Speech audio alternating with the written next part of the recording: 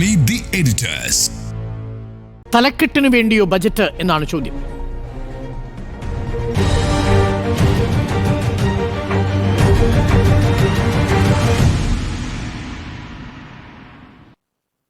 ഒരിടവേളയ്ക്കു ശേഷം തുടരാം.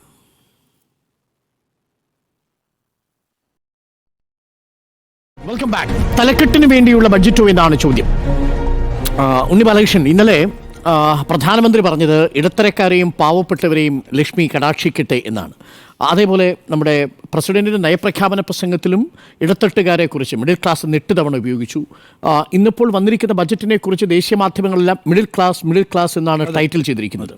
തലക്കെട്ടിന് വേണ്ടിയുള്ള ബജറ്റ് നിശ്ചയമായും തലക്കെട്ടിന് വേണ്ടിയിട്ടുള്ള ബജറ്റാണ് എന്ന കാര്യത്തിൽ എനിക്കൊരു സംശയമില്ല. ഇപ്പോൾ നമ്മൾ ഈ ബജറ്റ് അവതരണത്തിന് ശേഷം ഏറ്റവും കൂടുതൽ ചർച്ച ചെയ്തുകൊണ്ടിരിക്കുന്ന ആ ബജറ്റുമായി ബന്ധപ്പെട്ട് ഇൻകം ടാക്സിൽ കൊടുത്തിരിക്കുന്ന ഇളവാണല്ലോ, അല്ലേ? ആദായ നികുതിയിൽ, വരുമാന നികുതിയിൽ നൽകിയിരിക്കുന്ന ഇളവ് തന്നെയാണ് ഏറ്റവും പ്രധാനപ്പെട്ട ചർച്ചയായിട്ട് വന്നിരിക്കുന്നത്. നിശ്ചയമായും അതൊരു പ്രധാനപ്പെട്ട കാര്യം തന്നെയാണ്. ചില സാലറീഡ് ക്ലാസ്സിനെ സംബന്ധിച്ചിടത്തോളം, ശമ്പളം വാങ്ങിച്ച് ജീവിക്കുന്ന ആളുകളെ സംബന്ധിച്ചിടത്തോളം അവർക്ക് ടാക്സിലുണ്ടാകുന്ന ഇളവെന്ന് പറയുന്നത് അവരുടെ ജീവിതത്തെ കൂടുതൽ സമ്പന്നമാക്കാൻ സഹായിക്കുന്ന ഒരു സ്റ്റെപ്പ് തന്നെയാണ്. പക്ഷേ അവിടെ നമ്മൾ മയങ്ങിക്കിടക്കുന്നു എന്നുള്ളതാണ് പ്രശ്നം. അതായത് ഇപ്പോൾ ഒന്ന് നോക്കൂ, 140 കോടി ജനങ്ങളുള്ള ഒരു രാജ്യത്ത് ഈ സാലറീഡ് ക്ലാസിൻ്റെ കണക്ക് എത്രയാണ്? ആ കണക്കെന്ന് പറയുന്നത് കഴിഞ്ഞ വർഷത്തെ IT റിട്ടേൺസ് എടുത്താൽ നമുക്കറിയാൻ പറ്റും. 7.54 കോടി ആളുകളാണ്. ഇനിയിപ്പോൾ കുറച്ച് ആളുകൾ IT റിട്ടേൺസ് കൊടുക്കുന്നില്ല എന്ന് തന്നെ വിചാരിക്കുക, ആ പ്രത്യേക സമയത്ത് സബ്മിറ്റ് ചെയ്തിട്ടില്ല എന്ന് വിചാരിക്കാം. നമുക്കൊരു 8 കോടി പേർക്കാണ് ഈ പറയുന്ന ഈ നികുതി ഇളവിൻ്റെ ലാഭം കിട്ടാൻ പോകുന്നത് എന്നുള്ളതാണ് ഇതിനകത്തൊരു കൗതുകകരമായിട്ടുള്ള കാര്യം എന്ന് പറയുന്നത്. അതായത് 140 കോടി ജനങ്ങളെ ബാധിക്കുന്ന ഒരു ബജറ്റിനെ സംബന്ധിച്ച് നമ്മുടെ ചർച്ച എവിടെ പോയി നിൽക്കുന്നു? കേവലം 8 കോടി ജനങ്ങൾക്ക് മാത്രം ഗുണപ്രദമായിരിക്കുന്ന ഒരു വരുമാന നികുതിയുടെ ഇളവുമായി ബന്ധപ്പെട്ടാണ് ആ ചർച്ച നടക്കുന്നത്. അതുകൊണ്ടാണ് നമ്മൾ ഈ പറയുന്നത് ഇത് തലക്കെട്ടിന് വേണ്ടിയിട്ടുണ്ടാക്കിയിരിക്കുന്ന ഒരു ബജറ്റാണ് എന്നുള്ളത്. ഞാനിപ്പോഴും ആവർത്തിച്ച് പറയുന്നു, അതൊരു ചെറിയ കാര്യമല്ല. ഇപ്പോൾ 2014 നരേന്ദ്രമോദി ആദ്യമായിട്ട് അധികാരത്തിൽ വന്നപ്പോൾ 2.5 ലക്ഷം രൂപയായിട്ട് ഉയർത്തി, അല്ലേ, ലിമിറ്റ് എന്ന് പറയുന്നത്, ഇൻകം ടാക്സ് ലിമിറ്റ് എന്ന് പറയുന്നത്. പിന്നീട് 2019 5 ലക്ഷമാക്കി, 2023 അത് 7 ലക്ഷമാക്കി. നമ്മൾ കഴിഞ്ഞ തവണ ഇത്തരത്തിലൊരു നികുതി ഇളവ് പ്രഖ്യാപിക്കുമെന്നാണ് പ്രതീക്ഷിച്ചത്. 2024 ഈ തെരഞ്ഞെടുപ്പിലേക്ക് പോകുമ്പോൾ സ്വാഭാവികമായും സർക്കാർ ജനപ്രിയമാകുന്നതിന് വേണ്ടിയിട്ട് 7 ലക്ഷത്തിൽ നിന്ന് 10 ലക്ഷത്തിലേക്ക് പിന്നെ ടാക്സ് റിബേറ്റിൻ്റെ സ്ലാബ് മാറ്റും എന്നാണ് പ്രതീക്ഷിച്ചിരുന്നത്. മറ്റ് രാഷ്ട്രീയ കാരണങ്ങളൊക്കെ തന്നെയും ഇപ്പോൾ അയോധ്യ അടക്കമുള്ള വിഷയങ്ങളൊക്കെ വെച്ച് തന്നെ വളരെ കോൺഫിഡൻസിലായിരുന്നു BJP. അതുകൊണ്ട് ആ സമയത്ത് അവരത് പ്രഖ്യാപിച്ചിട്ടില്ല. പക്ഷേ ഇപ്പോഴത്തെ ഒരു അവസ്ഥ എന്താണെന്ന് വെച്ചാൽ ഈ സർക്കാർ ഒട്ടും തന്നെ ജനപ്രിയമല്ലാതായി മാറിക്കൊണ്ടിരിക്കുന്നു എന്ന് RSS ഒരു സർവേ നടത്തി കണ്ടെത്തിയിട്ടുണ്ട്. അതിൻ്റെ അടിസ്ഥാനത്തിൽ ചില ജനപ്രിയ പരിപാടികൾ അവതരിപ്പിക്കാൻ സർക്കാരിനോട് സംഘപരിവാറിൽ നിന്ന് കൃത്യമായ നിർദ്ദേശമുണ്ട്. അതിൻ്റെ ഭാഗമായി കൂടിയാണ് നിർമ്മലാ സീതാരാമൻ ഈ പറയുന്ന ടാക്സ് ലാബിൽ ഒരു വ്യത്യാസം കൊണ്ടുവന്നിരിക്കുന്നത്. അതൊരു ചെറിയ കാര്യമല്ല എന്ന് സമ്മതിക്കുമ്പോൾ പോലും അതിൻ്റെ ഗുണഭോക്താക്കൾ എന്ന് പറയുന്നത് രാജ്യത്ത് കേവലം 8 കോടി ജനങ്ങൾ മാത്രമാണ്. അവിടെയാണ് നമ്മളിപ്പോഴും ചുറ്റിപ്പറ്റി നിന്നിട്ടൊരു വലിയ സംഭവം ഈ ബജറ്റിൽ ഉണ്ടായിരിക്കുന്നു എന്ന് പറയുന്നത്. യഥാർത്ഥത്തിൽ ഈ ബജറ്റ് അഡ്രസ്സ് ചെയ്യേണ്ട പ്രശ്നം എന്താണ്? രാജ്യത്തെ കർഷകരുടെ പ്രശ്നമല്ലേ? ഞാൻ പറയുന്നത് ഒരു 50% ഓഫ് ഇന്ത്യൻ പോപ്പുലേഷൻ എന്ന് പറയുന്നത് 50% ജനങ്ങളും കൃഷിയുമായോ അല്ലെങ്കിൽ കൃഷിയുമായി ബന്ധപ്പെട്ട മറ്റ് അനുബന്ധ പിന്നെ തൊഴിലുമായിട്ടും ഒക്കെ ബന്ധപ്പെട്ടാണ് അവരുടെ ജീവിതം മുന്നോട്ട് പോയിക്കൊണ്ടിരിക്കുന്നതെന്ന് പറയുന്നത്. അതായത് നമ്മുടെ രാജ്യത്ത് ഏതാണ്ട് 70 കോടിയോളം വരുന്ന കാർഷിക വൃത്തിയുമായി ബന്ധപ്പെട്ട് നിൽക്കുന്ന മനുഷ്യർക്ക് ഈ ബജറ്റിൻ്റെ എന്ത് പ്രയോജനമാണ് ലഭിച്ചിട്ടുള്ളതെന്നാണ്. ഇപ്പം പ്രധാനമന്ത്രിയുടെ പേരിൽ ഒരു യോജന പ്രഖ്യാപിച്ചിട്ടുണ്ട്. ആ യോജന എന്ന് പറയുന്നത് രാജ്യത്ത് 100 ജില്ലകളെ തിരഞ്ഞെടുത്ത് അവിടെ നടപ്പാക്കാൻ പോകുന്ന പദ്ധതിയാണ്. ആ പദ്ധതിയുടെ ഗുണഭോക്താക്കളുടെ നമ്പർ കൂടി ഈ പറയുന്ന നിർമ്മലാ സീതാരാമൻ ഇന്ന് പ്രഖ്യാപിച്ചിട്ടുണ്ട്. എത്രയാ? 1,76,00,000. നോക്കൂ, 70 കോടി വരുന്ന കർഷകരുടെ പ്രശ്നത്തെ അഭിസംബോധന ചെയ്യേണ്ട ഒരു ബജറ്റിനകത്ത് ആകെപ്പാടെ 1,76,00,000 കർഷകർക്ക് വേണ്ടിയിട്ടുള്ള ഒരു പ്രോജക്റ്റ് പ്രഖ്യാപിച്ചിട്ടുണ്ട് എന്ന് മാത്രവുമല്ല, ഇന്നിപ്പോൾ നമ്മളിവിടെ ഇന്ന് സംസാരിച്ചുകൊണ്ടിരിക്കുമ്പോഴത്തേക്കും കർഷക സമരം രാജ്യത്ത് നടന്നുകൊണ്ടിരിക്കുകയല്ലേ, അല്ലേ? ഉത്തർപ്രദേശിലെയും ഹരിയാനയിലെയും ഒക്കെ കർഷകർ രാജ്യത്ത് സമരം ചെയ്തുകൊണ്ടിരിക്കുകയാണ്. എന്തിനാണ് അവർ സമരം ചെയ്തുകൊണ്ടിരിക്കുന്നത്? അവരുടെ പ്രോഡക്റ്റിന് മിനിമം താങ്ങുവില പ്രഖ്യാപിക്കണം എന്നുള്ളതാണ് അവരെ സംബന്ധിച്ചിടത്തോളം ഏറ്റവും പ്രധാനപ്പെട്ട ആവശ്യം എന്ന് പറയുന്നത്. ഇപ്പം നമ്മൾ നമ്മുടെ പ്രൊഡക്ഷൻ വർദ്ധിപ്പിക്കാൻ വേണ്ടിയിട്ട് വലിയ രീതിയിൽ പല പദ്ധതികളും പിന്നെ നടപ്പാക്കിക്കൊണ്ടിരിക്കുന്നു. ആ പദ്ധതികൾ പ്രൊഡക്ഷൻ വർദ്ധിപ്പിക്കുമ്പോൾ ആ വർദ്ധിക്കുന്ന ഉൽപ്പന്നങ്ങൾക്ക് കൃത്യമായ വില കിട്ടണം, അല്ലെങ്കിൽ അത് സോൾഡ് ഔട്ട് ചെയ്യണം എന്നിങ്ങനെയുള്ള കാര്യങ്ങളിനകത്ത് എന്ത് നയമാണ് ഈ പറയുന്ന പിന്നെ ബജറ്റിലുള്ളത്? സത്യത്തിൽ കർഷകരോട് ഒരു നീതികേട് ഈ ബജറ്റ് കാണിച്ചിട്ടുണ്ട് എന്ന് തന്നെയാണ് ഞാൻ വിചാരിക്കുന്നത്. ഞാൻ ഈ ഉൽപ്പാദനത്തിൻ്റെ വർധനവ് പറയുമ്പോൾ നമ്മളിപ്പോൾ ഈ വളരെ ശ്രദ്ധയോടുകൂടി മനസ്സിലാക്കേണ്ട ഒരു കാര്യം, ഇപ്പോൾ ഈ ശമ്പളത്തിൽ ഈ എന്താ പറയുക, ഇൻകം ടാക്സിൽ ഉണ്ടാക്കിയിട്ടുള്ള ഈ വ്യത്യാസമുണ്ടല്ലോ, അതായത് 12 ലക്ഷം രൂപ വരെയുള്ളവർ തന്നെ ആദായ നികുതി കൊടുക്കണ്ട എന്ന് പറയുന്നത്, അത് യഥാർത്ഥത്തിൽ 2 കാരണങ്ങളുണ്ടാണ്. അതിന് ഈ പ്രൊഡക്ഷനുമായി ബന്ധപ്പെട്ട് ഞാൻ പറയുന്നത്. കാരണം വെച്ചാൽ കഴിഞ്ഞ 10 വർഷമായിട്ട് രാജ്യത്ത് പ്രൊഡക്ഷൻ വലിയ രീതിയിൽ വർദ്ധിച്ചിട്ടുണ്ട്. ഉൽപ്പാദനം വലിയ രീതിയിൽ വർദ്ധിച്ചിട്ടുണ്ട്. പക്ഷേ അതിനനുസരിച്ചുള്ള ഉപഭോഗം സംഭവിക്കുന്നില്ല എന്നുള്ളത് ഒരു പ്രധാനപ്പെട്ട കാര്യമാണ്. ഉപഭോഗം സംഭവിക്കണമെങ്കിൽ നമ്മുടെ ആളുകളെ ഈ സാമ്പത്തികമായി ശാക്തീകരിക്കണം. അങ്ങനെ സാമ്പത്തികമായി ശാക്തീകരിച്ചാൽ മാത്രമേ നിങ്ങൾ മാർക്കറ്റിൽ പോയിട്ട് ഒരു സാധനം വാങ്ങിക്കുകയുള്ളൂ. ഇപ്പോൾ 12 ലക്ഷം രൂപ വരെയുള്ള ആളുകൾക്ക് 80,000 രൂപ ലാഭം വരുന്നു എന്നുള്ളതാണ്. ഇത്തരത്തിൽ നിങ്ങളുടെ കൺസംഷൻ വർദ്ധിപ്പിക്കാനായിട്ട് ഈ പറയുന്ന നികുതി ഇളവ് സഹായകരമാവും. അതാ യഥാർത്ഥത്തിൽ ഈ പറയുന്ന കോർപ്പറേറ്റുകളുടെ ഒരു സമ്മർദ്ദമാണെന്ന് കൂടി വേണമെങ്കിൽ നമുക്ക് മനസ്സിലാക്കാം. കാരണം നിങ്ങളുടെ ഉൽപ്പന്നങ്ങൾ ധാരാളമായി കമ്പോളത്തിലുണ്ടാകുന്നു. ആ കമ്പോളത്തിൽ വന്ന് നിങ്ങൾക്ക് ആളുകൾക്ക് വാങ്ങിക്കാൻ കഴിയുന്ന ഒരു സാമ്പത്തിക ശക്തി അല്ലെങ്കിൽ ഈ ഉൽപ്പന്നങ്ങളെല്ലാം അവിടെ കെട്ടിക്കിടക്കും. അപ്പോൾ അതിൻ്റെ ഉപഭോഗം വർദ്ധിപ്പിക്കണമെങ്കിൽ നിങ്ങളെ ഇക്കണോമിക്കലി ശാക്തീകരിക്കേണ്ടതുണ്ട്. അതിൻ്റെ ഭാഗമായിട്ടാണ് ഒന്നാമതായിട്ട് ഈ സ്ലാബിലെ മാറ്റം വന്നിരിക്കുന്നത്, ആദായ നികുതിയുടെ മാറ്റം വന്നിരിക്കുന്നത്. രണ്ടാമത് വേറൊരു പ്രശ്നം കൂടി ഉണ്ടല്ലോ, വിലക്കയറ്റം നിയന്ത്രിക്കുന്നതിന് വേണ്ടി എന്തെങ്കിലും ഈ ബജറ്റിലുണ്ടോ?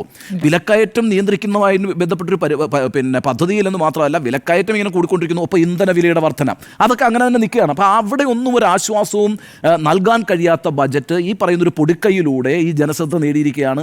ഏതാണ്ട് 8 കോടി ആളുകളുടെ കയ്യടി ഈ കാര്യത്തിൽ കിട്ടുമെന്ന കാര്യത്തിൽ സംശയമൊന്നുമില്ല. MSMEയുടെ കാര്യത്തിലേക്ക് വന്നാൽ MSME ആണ് 45% ഓഫ് എക്സ്പോർട്ട് മെറ്റീരിയൽസ് ഉണ്ടാക്കുന്നത് എന്ന് ഇന്ന് നിർമ്മലാ സീതാരാമൻ പ്രഖ്യാപിക്കുന്നുണ്ട്. നമ്മുടെ 45% കയറ്റുമതി ഉൽപ്പന്നങ്ങളും നിർമ്മിക്കുന്ന മേഖല എന്ന് പറയുന്നത് MSMEs ആണ്. ഈ MSMEയുടെ കാര്യത്തിനകത്ത് ആകപ്പാടെ പറഞ്ഞിരിക്കുന്ന ഒരു കാര്യം എന്ന് പറഞ്ഞാൽ ഇൻവെസ്റ്റ്മെൻറ്റിൻ്റെ സീലിംഗ് ഉയർത്തിയിട്ടുണ്ട്, അല്ലേ? നിക്ഷേപത്തിൻ്റെ പരിധി ഉയർത്തിയിട്ടുണ്ട്, ക്രെഡിറ്റിൻ്റെ പരിധിയും ഉയർത്തിയിട്ടുണ്ട്. പക്ഷേ വളരെ പ്രധാനപ്പെട്ട ഒരു പ്രശ്നം എന്ന് പറയുന്നത് സാമ്പത്തിക നിരീക്ഷകർ ചൂണ്ടിക്കാണിക്കുന്ന ഒരു കാര്യം എന്ന് പറയുന്നത് ആഫ്റ്റർ കോവിഡ് ഈ MSME എന്ന് പറയുന്നതിൻ്റെ പല MSMEസും ഈ നല്ല രീതിയിൽ തകർന്നു പോയിട്ടുണ്ട്. ആ തകർന്നു പോയ MSMEs എന്ന് പറഞ്ഞാൽ വലിയ കടബാധ്യതയിലേക്ക് പോയിട്ടുണ്ട്. ആ കടബാധ്യതകൾ പരിഹരിച്ചുകൊണ്ട് അവരെ തിരിച്ചു കൊണ്ടുവരാൻ വേണ്ടിയിട്ടുള്ള ഒരു പദ്ധതിയും ഈ ബജറ്റിലില്ല എന്നുള്ളതാണ്. ഈ അർത്ഥത്തിലൊക്കെ നമ്മൾ ഈ പറയുന്ന നമ്മുടെ ഗ്രാമീണ സമ്പദ് വ്യവസ്ഥയെ, നമ്മുടെ കാർഷിക സമ്പദ് വ്യവസ്ഥയെ, നമ്മുടെ സ്മോൾ സ്കെയിൽ ഇൻഡസ്ട്രീസിനെയൊക്കെ ശക്തിപ്പെടുത്താൻ കഴിയുന്ന പദ്ധതികളിലൂടെ മാത്രമാണ് നമുക്ക് നമ്മുടെ ഈ എക്കണോമിയെ റിജുവനേറ്റ് ചെയ്യാൻ കഴിയുള്ളൂ. ഇതിപ്പം അത്ഭുതകരമാണ്. നിങ്ങളിങ്ങനെ പ്രഖ്യാപിച്ചാൽ മാത്രം പോരാ. അതായത് രാജ്യത്ത് ലോകത്തെ തന്നെ 3ാമത്തെ സാമ്പത്തിക ശക്തിയാക്കും എന്ന് പറയുന്നു. 2047 ആകുമ്പോൾ, അതായത് സ്വാതന്ത്ര്യത്തിൻ്റെ 100 വർഷം പൂർത്തീകരിക്കുമ്പോൾ നമ്മൾ വികസിത ഭാരതമാകും എന്ന് പറയുന്നു. അങ്ങനെ വികസിത ഭാരതമാകണമെങ്കിൽ രാജ്യത്തെ ലോകത്തെ തന്നെ 3ാമത്തെ സാമ്പത്തിക ശക്തിയാക്കണമെങ്കിൽ ആരെയാണ് നിങ്ങൾ അപ്ലിഫ്റ്റ് ചെയ്യാൻ ശ്രമിക്കുന്നത്? ആരെയാണ് നിങ്ങൾ ഉയർത്താൻ ശ്രമിക്കുന്നത്? ആരെയാണ് നിങ്ങൾ ശാക്തീകരിക്കാൻ ശ്രമിക്കുന്നത്? ഒരു ചോദ്യം വരും. അതൊരു പോളിസി ഇഷ്യൂ ആണ്. ആ പോളിസി ഇഷ്യൂ ആണ് ഈ പറയുന്ന ബജറ്റിൽ കാണാതിരിക്കുന്നതെന്നാണ് ഞാൻ പറയുന്നത്. നിങ്ങൾക്ക് രാജ്യത്തെ കർഷകരെ ശക്തിപ്പെടുത്താനുള്ള ഒരു പദ്ധതിയുമില്ല. അതേപോലെ നിങ്ങൾക്ക് ഇടത്തരം വ്യവസായങ്ങൾ, ചെറുകിട വ്യവസായങ്ങൾ, കുടിൽ വ്യവസായങ്ങൾ ഇതിനെ നവീകരിക്കാനും മുന്നോട്ട് കൊണ്ടുവരാനും ഒരു പദ്ധതിയുമില്ല.